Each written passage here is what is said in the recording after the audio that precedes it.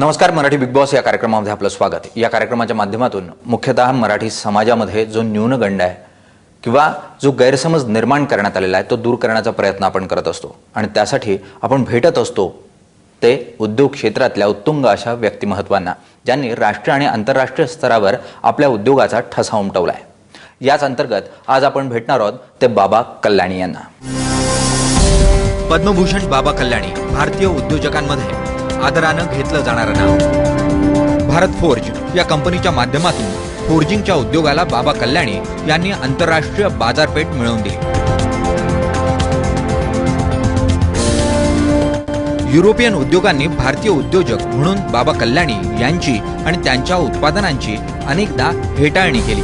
मात्र अपमानाला प्रत्युत्तर म्हणून बाबा कल्याणी यांनी याच युरोपात अनेक कंपन्या विकत घेतल्या आणि आज जर्मनीतल्या फोर्जिंग उद्योगात त्यांनी 60% बाजारपेठ काबीज केली आहे. आज जगभरात 15,000 कोटी रुपयांची उलाढाल बाबा कल्याणी भारत फोर्जच्या चेअरमन आणि मॅनेजिंग डायरेक्टर म्हणून सांभाळत आहेत. सर, एबीपी माझामध्ये आपलं स्वागत. सर, शिक्षण तुम्ही MITतून केलं आणि त्यानंतर परत भारतात येण्याचा निर्णय घेतला. हो. मुळात MITला जाण्याची प्रेरणा जी आहे ती त्या काळात कशी मिळाली? याची थोडी बॅकग्राऊंड आहे. आम्ही एका खेडेगावातनं आलो. कराडजवळ एक बारकं गाव आहे कोळं म्हणून, 2-3 हजार लोकसंख्या. तिथं म्हणजे माझ्या आजोबांच्यापासून आम्ही तिथं राहत होतो. तर तिथनं माझ्या वडिलांनी काहीतरी 1957-58 साली तिथनं कराडला आपलं घर हलवलं. पण त्यांच्याबद्दल जेव्हा ते शिकत होते तेव्हा त्यांना शिकायची संधी मिळाली नाही आणि त्यांच्या वडिलांनी त्यांना कॉलेजमधून शिक्षण पूर्ण व्हायच्या अगोदरच घरी आणलं बिझनेस करण्याकरता.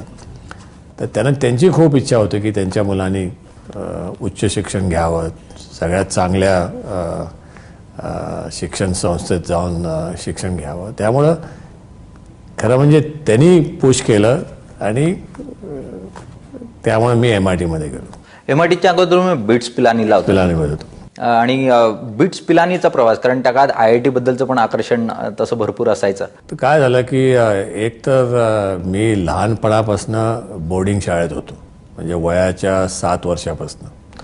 कारण आमच्या परिसरात चांगल्या इंग्लिश मीडियम शाळा नव्हत्या त्यावेळेला, म्हणून मी बेळगावला गेलो.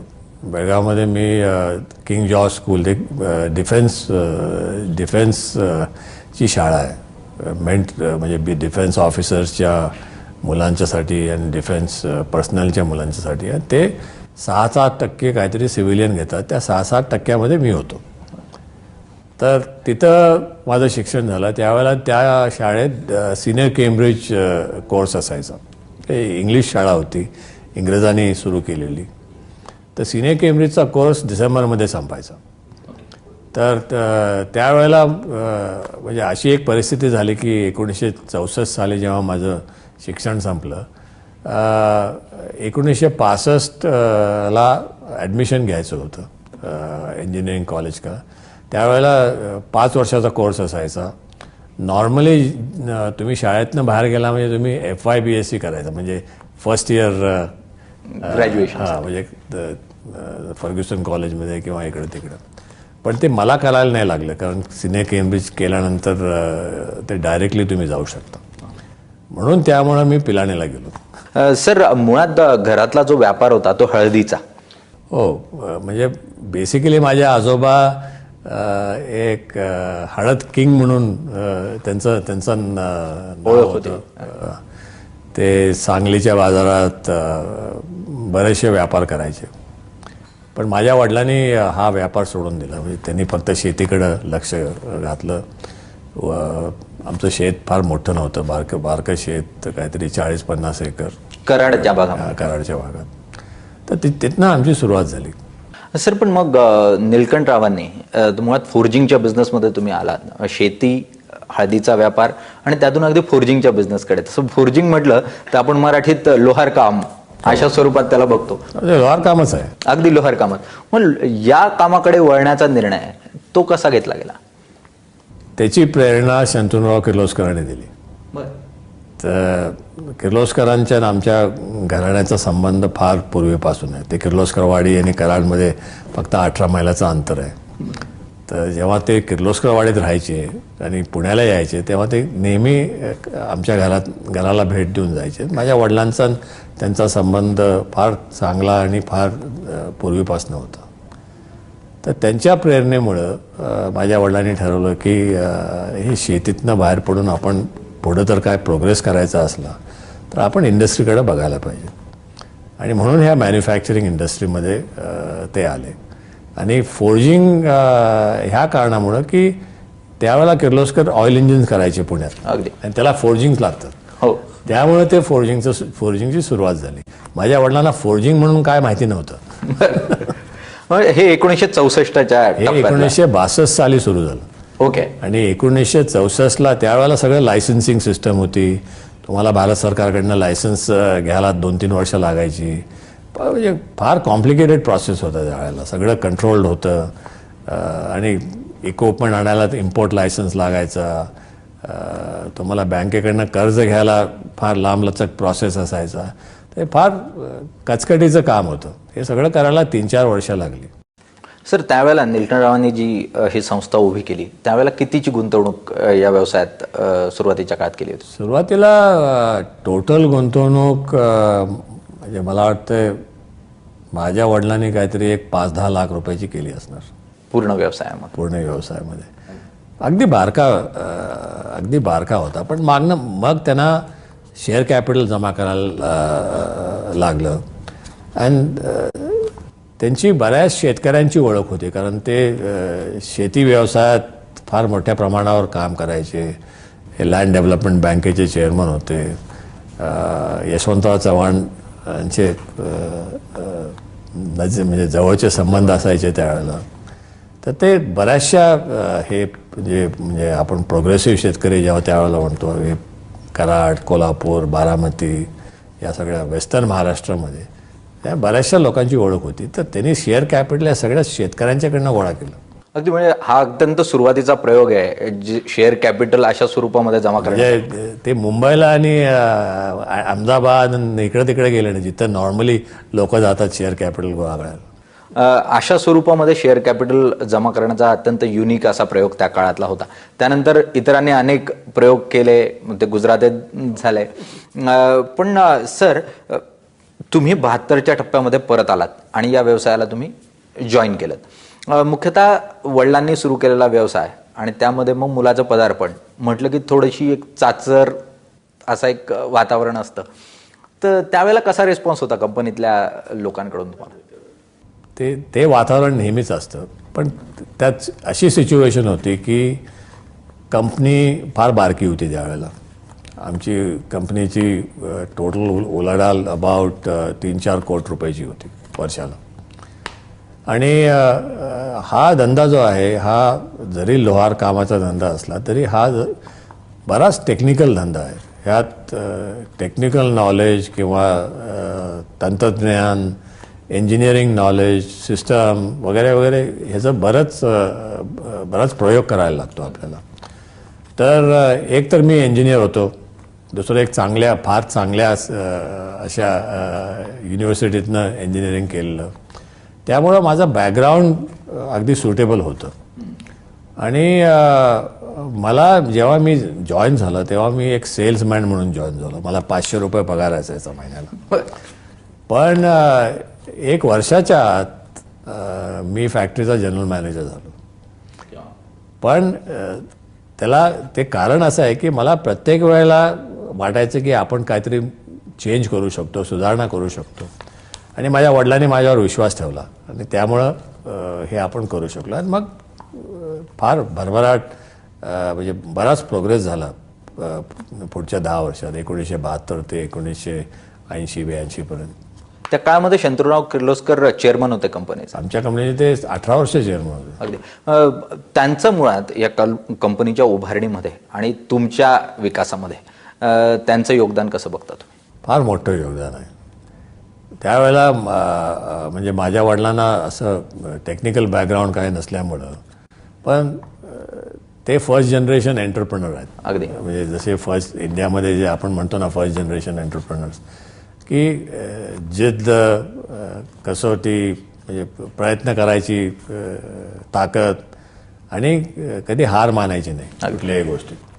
तर अशा पद्धतीची लोकं होती आणि त्यांनी फार प्रयत्न केले. पण त्यांना टेक्निकल गायडन्स वगैरे बाकीच्या सगळ्या गोष्टी शंतनुरावांनी फार त्यांना ह्यात मदत केली, फार सहयोग केला, मार्गदर्शन केलं. आणि मलासुद्धा जेव्हा मी सुरुवातीला जॉईन झालो तेव्हा मला एकदा आठवतं आहे की एकदा माझे वडिलांनी मला त्यांच्याकडे घेऊन गेले होते आणि त्यांनी त्यांना विचारलं की बाबा असं म्हणतोय की हे करायचं आहे. तर शंतनुरावांनी नुसतं त्यांना एवढंच सांगितलं की त्याला उडी मारू दे, तो कसा पोहायचा तो स्वतः शिकेल.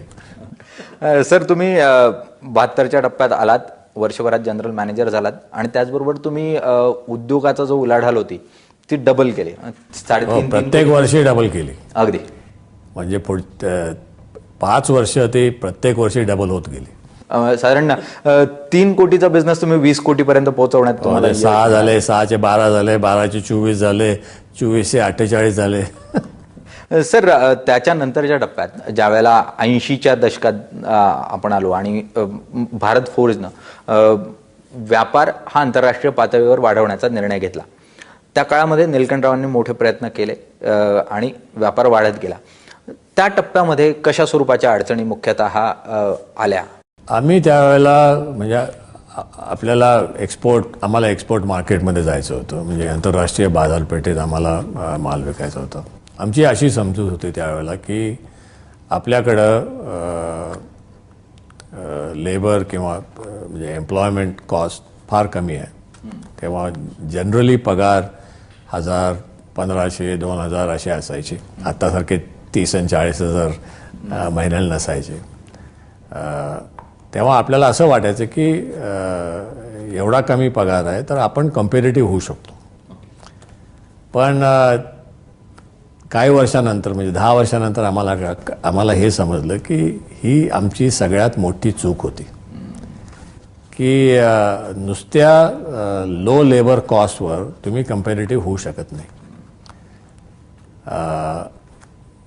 कम्पेरेटिव्ह होण्याकरता लेबरपेक्षा तुम्हाला टेक्नॉलॉजी कशी राबवायची आणि कशा कॉस्टमध्ये राबवायची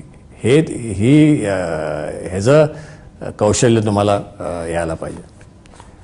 तर ते आम्ही जेव्हा प्रयत्न केला की आम्हाला एक्सपोर्ट करायचं, आम्ही बऱ्याच देशात गेलो, आम्ही युरोपमध्ये गेलो, सगळीकडे गेलो, पण कोण आम्हाला दाद देणं. कारण आमच्याकडे खरंच ती कॅपॅसिटी नव्हती. म्हणजे इंडियामध्ये कुणाकडेच ती कॅपॅसिटी नव्हती की तुम्ही एक जर्मनीसारख्या देशात जाऊन तिथल्या ऑटोमोटिव्ह इंडस्ट्रीला किंवा इंजिनिअरिंग इंडस्ट्रीमध्ये तिथं जाऊन तुम्ही कच्चा माल किंवा सुटे भाग तुम्ही विकू शकता.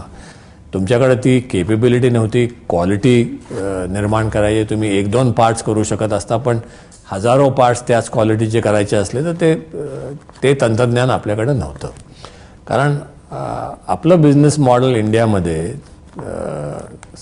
म्हणजे 1990 सालापर्यंत जवळजवळ असं होतं की आपल्या देशात व्याजाचा दर फार मोठा होता, सगळ्या गोष्टीमध्ये कंट्रोल होता, इम्पोर्ट इक्विपमेंटमध्ये कंट्रोल होता, तुम्हाला इम्पोर्ट लायसन्स लागायचे,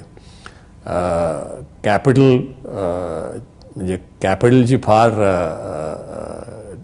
म्हणजे डिफिकल्टी असायची, लोकांच्याकडे पैसे नसायचे, इंडस्ट्रीची प्रॉफिटेबिलिटी अगदी कमी होती, म्हणून लोकांची इन्व्हेस्टमेंट करायची कॅपॅसिटी फार कमी असायची.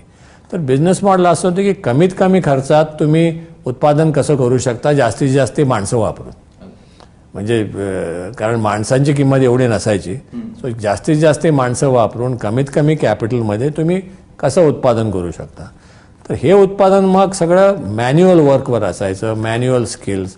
आणि त्याला लिमिट असतं की तुम्ही 2000 लोकांचं मॅन्युअल स्किल कंट्रोल करून अगदी हाय क्लास प्रॉडक्ट प्रत्येक वेळा तुम्ही करू शकता, हे शक्य होत नाही. तर त्यामुळं आपण हे कम्पीट करू शकलो नाही. आम्हाला सक्सेस आला नाही त्यावेळेला एक्सपोर्टमध्ये. फक्त आम्ही एक्सपोर्ट करू शकलो त्यावेळेला रशियासाठी, कारण रशिया आणि भारतात त्यावेळेला USSR असायचं. तेव्हा आपल्याबरोबर त्यांची रुपी ट्रेड अग्रीमेंट असायची. म्हणजे ते आपल्याला काहीतरी इक्विपमेंट वगैरे द्यायचे आणि आपण रुपयात त्यांना म्हणजे बार्टरसारखं त्यांना परत काहीतरी ह्या वस्तूमध्ये आपण पेमेंट करायचो. म्हणून ते रशियाबरोबर आपला ट्रेड होऊ शकला आणि तिथं क्वालिटी लेवल एक्सेप्टेबल होती.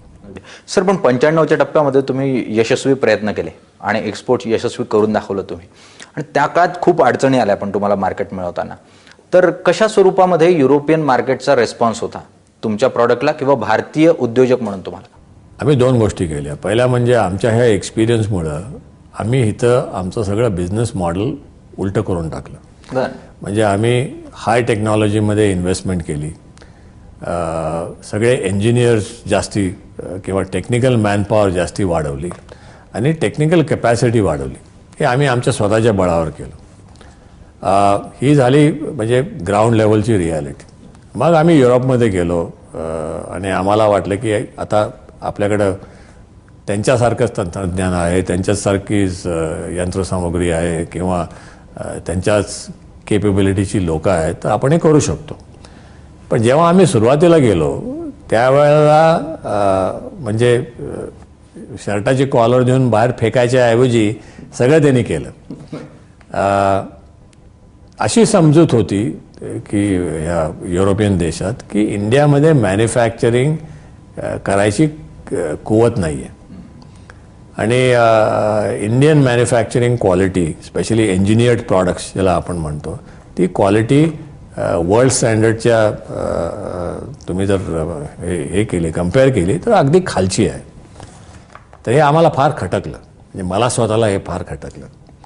म्हणून मी मनात निर्णय केला की आपण हे करूनच दाखवायचं. मग बरेच प्रयत्न केले. शेवटी असं दिसलं की जोपर्यंत तुम्ही ह्यांच्यात वावरत नाही तोपर्यंत तुम्हाला तिथं ओपनिंग मिळणार नाही. मग 2003 साली, म्हणजे 2000 ते 2003 साली आम्ही ठरवले की आपण जर्मनीमध्ये जाऊन कंपनी घ्यायची आणि तिथं प्रोडक्शन करायचं आणि तिथनं सप्लाय करायचं. आणि मग तेव्हा आपली क्रेडिबिलिटी किंवा ट्रस्ट किंवा या सगळ्या गोष्टी बरोबर होतील तेव्हा आपण इथनं सप्लाय करू.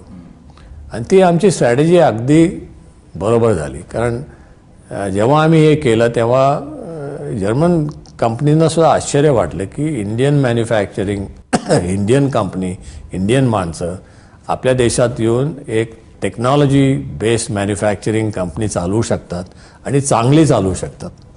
तर ह्यांच्यात काहीतरी असलं पाहिजे. तिथनं सुरुवात झाली दारं उघडायची. आणि मग आज आम्हाला जवळजवळ आम्ही इथनं आता जवळजवळ जर्मनीतले 60-70% मार्केट शेअर आमचं आहे.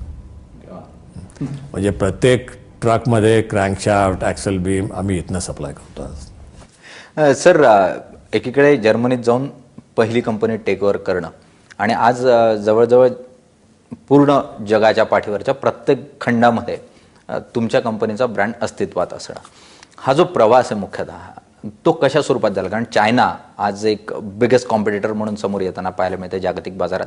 त्याही ठिकाणी तुम्ही तुमचा ठसा उमटवताय, तिथेही कंपनी जी आहे ती तुमच्या माध्यमातून उभी राहते. काय आहे की कुठलीही गोष्ट होण्याकरता आपण आपल्यापुढे एक उद्देश ठेवला पाहिजे, एक ॲस्पिरेशन पाहिजे. आणि जेव्हा आपण कंपनी चालवतो तर एकट्याने कंपनी चालत नाही. तुमचे सहकारी लागतात, कर्मचारी लागतात, सगळ्यांचा हात तुमच्याबरोबर पाहिजे. तर तुम्ही जे उद्दिष्ट ठरवता किंवा तुम्ही जो गोल ठरवता किंवा तुमचे जे ॲस्पिरेशन्स आहेत ते सगळ्यांना पोचले पाहिजेत. म्हणजे तुमचं कम्युनिकेशन हे जर सगळ्यांना पोचलं आणि सगळ्यांनी जर त्यात सहभाग केला तर सबन कंपनीची ताकद तुमच्या कामाकडे लागते. तर मी इथं हे करू शकलो, एवढंच माझं म्हणजे श्रेय माझं एवढंच आहे की मी इथल्या 2-3 हजार लोकांना हे सांगू शकलो आणि पटवून सांगू शकलो की आपल्याला जगात पहिल्या 3 किंवा 4 क्रमांकावर पोचायचं आहे, त्यासाठी आपण काम केलं पाहिजे. आणि त्यांनी काम केलं, सगळ्यांनी एकजुटाने पुढं आले आणि आम्ही ठरवलं होतं की आम्ही पहिल्या 5 मध्ये तर येऊ, पण वी वर लकी की आम्ही नंबर 1 झालो. अगदी सर, हे 2010च्या टप्प्यामध्ये साधारण 2008 मध्ये 8 मध्ये तुम्ही नंबर 1 फोर्जिंग बिझनेस मधला सर्वात प्रॉफिटेबल बिझनेस म्हणून भारत फोर्ज ची ओळख झाली आणि फोर्जिंग बिझनेस मध्ये आज सर्वात आयडियल स्टोरी म्हणून भारत फोर्जकडे बघितलं जात आहे. सर, आपण ही चर्चा जी आहे ती सुरू ठेवू.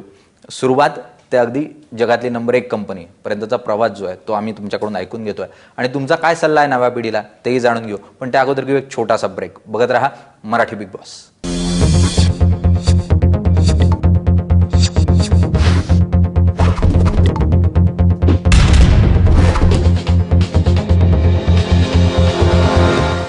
मराठी बिग बॉस या कार्यक्रमामध्ये आपलं पुन्हा एकदा स्वागत. आज आपण चर्चा करतोय ती बाबा कल्याणी सरांबरोबर. सर, आपण चर्चा करत होतो ती तुमच्या युरोपियन मार्केटमधल्या ठशा संदर्भात आणि जागतिक पातळीवरच्या नंबर 1 ब्रँड म्हणून ओळखल्या जाण्यासंदर्भात. आज भारतीय बाजारपेठेमध्ये जे उद्योजक आहेत त्यांच्यासमोरची एक भीती जाणवते आणि ती म्हणजे चीन संदर्भातली, की चीनमधला उद्योग हा स्वस्तातलं प्रॉडक्ट बाजारात आणतोय. मग तो प्रत्येक क्षेत्रामधलं प्रॉडक्ट आहे जे स्वस्तात येत आहे आणि त्यामुळे इथला व्यवसाय जो आहे तो तग धरू शकेल का, ही भीती आहे. पण त्याच्या उलट तुम्ही चीनमध्ये जाऊन बिझनेस करताय आणि चीनमधलं बाजार तुम्ही काबीज करताय. तर मुळात ही काय स्ट्रॅटेजी आहे चीन संदर्भातली? त्याच्या 2-3 गोष्टी आहेत. एक म्हणजे चीनची बाजारपेठ जी आहे ती आपल्यापेक्षा 7-8 पटीने मोठी आहे. ही गोष्ट आपण पहिली समजून घ्यायला पाहिजे. त्यामुळं त्यांचं मार्केट फार मोठं आहे आणि त्यामुळं मॅन्युफॅक्चरिंग इंडस्ट्री आपल्यापेक्षा 10 पटीने मोठी आहे. आपल्या देशात मॅन्युफॅक्चरिंग इंडस्ट्री आपल्या GDPच्या पर्सेंटेजमध्ये जर आपण बघायला गेलो तर 15%, 16% अशी आहे. चायनामध्ये ती 25 ते 28% आहे आणि 7 ते 8 पट मोठी GDP, म्हणजे फार मोठी मॅन्युफॅक्चरिंग इंडस्ट्री आहे. तर त्यांना स्केलचं ॲडव्हान्टेज आहे, म्हणजे मास मॅन्युफॅक्चरिंग स्केल. तर कुठलीही गोष्ट जी मास मॅन्युफॅक्चरिंग असेल, म्हणजे फार मोठ्या प्रमाणात आपण निर्माण करतो, त्यात चायना फार कम्पॅरेटिव्ह आहे, कारण त्यांना स्केलचं ॲडव्हान्टेज मिळतं. पण ज्या गोष्टीमध्ये आपल्याला मोठ्या प्रमाणात तंत्रज्ञान लागतं, म्हणजे टेक्निकल नॉलेज लागतं किंवा टेक्निकल इनपुट्स लागतात, जे आपण म्हणतो टेक्निकल मॅन्युफॅक्चरिंग, त्यात इंडियाला फार मोठा ॲडव्हान्टेज आहे. कारण आपलं इंटेलेक्च्युअल कॅपिटल किंवा लेट्स से मनुष्यबळ, तांत्रिक मनुष्यबळ आणि त्याची क्वालिटी चायनापेक्षा चांगली आहे. तर ही पहिली गोष्ट झाली. दुसरी गोष्ट, आपल्याकडं अजून इन्फ्रास्ट्रक्चर डेव्हलपमेंट वगैरे फार कमी प्रमाणात आहे. म्हणजे आपले रस्ते म्हणा किंवा पॉवर म्हणा, बऱ्याचशा राज्यात आज तुम्हाला 6-8 तास पॉवर मिळते. बऱ्याच ठिकाणी पॉवर कट असतात. तुमचे पोर्ट्स कंजेस्टेड आहेत, एअरपोर्ट्स अपुरे आहेत.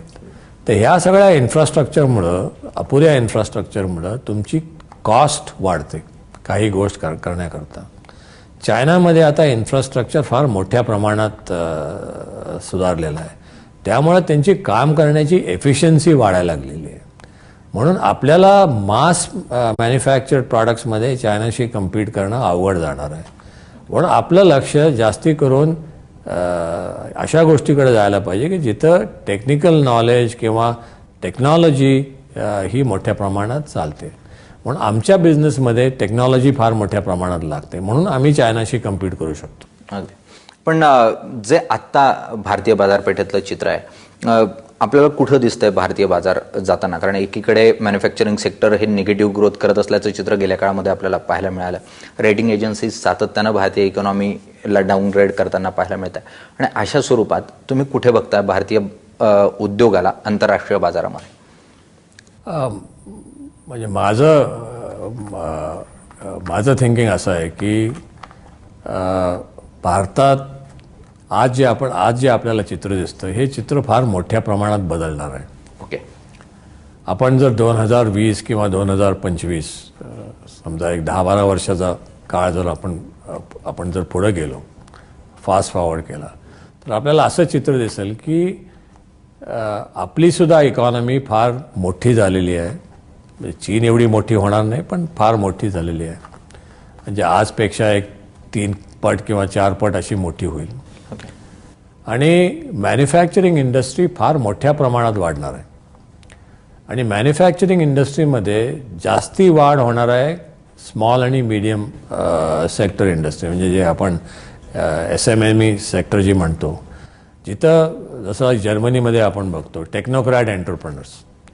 म्हणजे जर्मनीचा बॅकबोन काय मॅन्युफॅक्चरिंगमध्ये, ह्या मोठ्या कंपन्या नाहीत, ह्या बारक्या टेक्नोक्रॅट म्हणजे एंटरप्रेनर ड्रिव्हन टेक्नोक्रॅट एंटरप्रेनर जे आहेत त्यांनी सुरू केलेल्या कंपन्या, त्यातनं आलेली टेक्नॉलॉजी ही जर्मनीला एक मोठं मॅन्युफॅक्चरिंग नेशन त्यांनी बनवलेलं आहे. तर इथं आपल्याला चायनापेक्षा फार मोठा ॲडव्हान्टेज आहे की आपल्या देशात एंटरप्रेनरल स्पिरिट फार मोठ्या प्रमाणावर आहे. शिक्षण आणि शिक्षणाचा दर्जा चांगला आहे. बरेचसे आपले युवक आज बाहेर शिक्षण घेऊन येतात. बरेचसे मराठी युवक आज अमेरिकेत आहेत शिक्षणासाठी. तर ह्या सगळ्या गोष्टी ज्या आहेत त्या आपल्या ॲडव्हान्टेजमध्ये आहेत. आणि आता जे आपल्याला बघायला मिळतं, आज तुम्ही पुण्यासारख्या शहरात जर बघितलं तर आजसुद्धा आपल्याकडं पुण्यात बरेचसे टेक्नोक्रॅट एंटरप्रेनर्स निर्माण व्हायला लागलेत आणि इंडस्ट्रीमध्ये जायला लागलेत, जे अगोदर व्हायचं नाही. मुख्यतः ज्यावेळेला आपण म्हणतोय की मराठी समाज आणि मराठी समाजातली आता तो जो एक वातावरण होतं की आपल्याला उद्योग करता येत नाही, आपण काही व्यावसायिक नसतो, सरस्वती पूजक असतो पण लक्ष्मी पूजक नसतो, ते बदलायला लागले. ते बदलायला लागले. अजून ग्रामीण भागामध्ये म्हणजे पुण्याच्या भागात, सातारा, कोल्हापूर या भागामध्ये दिसतंय, औरंगाबाद भागात दिसतंय, पण अजूनही ग्रामीण भागामध्ये हा जो एक न्यूनगंड आहे तो दूर होताना पाहायला मिळत नाही. तुम्हाला काय वाटतं की काय नव्या पिढीतल्या उद्योजक होऊ पाहणाऱ्या मुलांनी कशा स्वरूपामध्ये प्रयत्न केले पाहिजे, आणि बेसिकली एखादी प्रॉडक्ट जे आपण आणतोय त्या दृष्टीने मार्केट सर्वे असो किंवा बँकिंगसाठीचा प्रयत्न असो, ते कशा स्वरूपात होणं गरजेचं वाटतं तुम्हाला? 2-3 गोष्टी आपण करायला पाहिजेत. पहिलं म्हणजे आपल्याकडं आणि जास्ती करून ग्रामीण भागात कम्युनिकेशन, स्पेशली इंडस्ट्री किंवा मॅन्युफॅक्चरिंग आणि मॅन्युफॅक्चरिंग प्रॉडक्टचं कम्युनिकेशन फार कमी प्रमाणात होतं. जास्तीत जास्त ह्या संदर्भात नॉलेज किंवा कम्युनिकेशन किंवा हे म्हणा एक्सपोजिशन्स किंवा हे एक्सपोज जे होतात, एक्झिबिशन जे होतात, ते सगळ्या मोठ्या शहरात होतात. तर हे कसं आपण ग्रामीण भागाकडं घेऊन जाऊ शकतो हे एक बघायला पाहिजे. यात सरकारने पण थोडा हातभार लावला पाहिजे. चेंबर ऑफ कॉमर्स जे आहेत त्यांनी हातभार लावला पाहिजे. एज्युकेशनल इन्स्टिट्यूट्स जे आहेत, समजा इंजिनिअरिंग कॉलेजेस, बरेचसे इंजिनिअरिंग कॉलेजेस आपल्या ग्रामीण भागात आहेत, ते ह्यात हातभार लावू शकतील. तर ही एक पहिली गोष्ट करायला पाहिजे.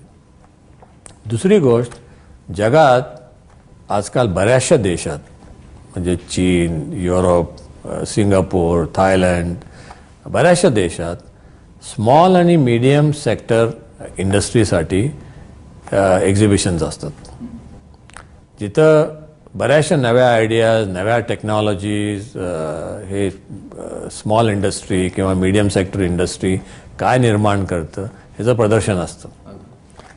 तर युवकांनी इकडे जायला पाहिजे आणि आपल्या ह्याच्यात सिस्टममध्ये कुठेतरी ह्याचं प्रोत्साहन व्हायला पाहिजे, म्हणजे एन्करेजमेंट व्हायला पाहिजे हे करण्यासाठी. कारण तुम्ही जर जास्तीत तुम्हाला कम्युनिकेशन व्हायला लागलं, तुम्ही जास्ती गोष्टी जर बघू शकला, तर मग तुमच्या मनात त्याचे विचार यायला लागतील आणि मग तुम्हाला काहीतरी करायचं प्रोत्साहन मिळेल, एन्करेजमेंट मिळेल. सर, तुम्ही नुकतेच अगदी 2 दिवसापूर्वी जपान दौऱ्यावरून आलात, पंतप्रधानांच्या डेलिगेशनमध्ये तुम्ही होतात. आणि जपान म्हटलं की आपण इलेक्ट्रॉनिक इक्विपमेंट्समधली किंवा टेक्नॉलॉजीमधलं एक बलाढ्य असं राष्ट्र म्हणून बघतो. आज आपण त्यांच्याबरोबर मोठ्या प्रमाणावर व्यापार करतोय आणि त्या व्यापाराच्या संदर्भातलं मोठं काम हे तुमच्या माध्यमातून पण होत आहे. तुम्हाला काय वाटतं की या देशांबद्दल बरोबर म्हणजे जर्मनीबद्दल जसं तुम्ही म्हटलात यांच्या बरोबर कॉम्पीट करण्यासाठी म्हणून कोणत्या गोष्टी या आत्ताच्या SMEsच्या माध्यमातून किंवा इंडस्ट्रीच्या माध्यमातून होणं गरजेचं आहे आणि एक नेटवर्किंगच्या दृष्टीनं काय प्रयत्न करायला हवे? जपानमध्ये सुद्धा बऱ्याचशा प्रमाणात स्मॉल आणि मीडियम स्केल इंडस्ट्रीज आहेत. त्यांच्याकडे बरीचशी चांगली टेक्नॉलॉजी आहे, तंत्रज्ञान चांगलं आहे, त्यांचे प्रोडक्शन टेक्निक्स चांगले आहेत. त्यांचा सगळा आउटपुट मोठ्या मोठ्या कंपनीमध्ये जातो. नुसतं ऑटोमोबाईल नाही पण बऱ्याचशा बाकीच्या इंजिनिअरिंग इकडं तिकडं जातो. जपानमध्ये मॅन्युफॅक्चरिंग टेक्नॉलॉजी जगात फार मोठ्या उच्च स्थानावर आहे. जसं जर्मनीमध्ये आहे तसंच जपानमध्ये पण आहे. म्हणून जपानबरोबर आपण रिलेशन्स जे बिल्ड करतो हे त्या कारणासाठी. आता जपान आणि इंडियामधला सगळ्यात मोठा प्रोजेक्ट जो आहे तो दिल्ली मुंबई इंडस्ट्रीयल कॉरिडॉर. तिथं high speed train, high speed road network आणि इंडस्ट्रीयल मॅन्युफॅक्चरिंग सेंटर्स असे निर्माण होणार आहेत. तिथं इंडियन इंडस्ट्री, जॅपनीज इंडस्ट्री या दोघांचा सहभाग तिथं होऊ शकतो. आणि आता आपल्याकडं बऱ्याचशा अशा संस्था आहेत इंडो जपान ट्रेडसाठी की जिथं तुम्ही संपर्क साधून तुम्हाला जर कोणाशी संपर्क करायचा असला जपानमध्ये किंवा माहिती जर मिळवायची असली तरी माहिती सहज मिळू शकते. एक उदाहरण घ्यायचं असलं तर आपल्या पुण्याचा मराठा चेंबर घ्या, इथं पुण्यात जे आहे ती ही माहिती देऊ शकते, ती कॉन्टॅक्ट करू शकते किंवा कन्फेडरेशन ऑफ इंडियन इंडस्ट्री ती करू शकते. तर अशा बऱ्याचशा आपले चेंबर्स ऑफ कॉमर्स आणि संस्था आहेत की हे तुम्हाला जॅपनीज उद्योजकांच्या पर्यंत कनेक्शन करून पोचू शकते.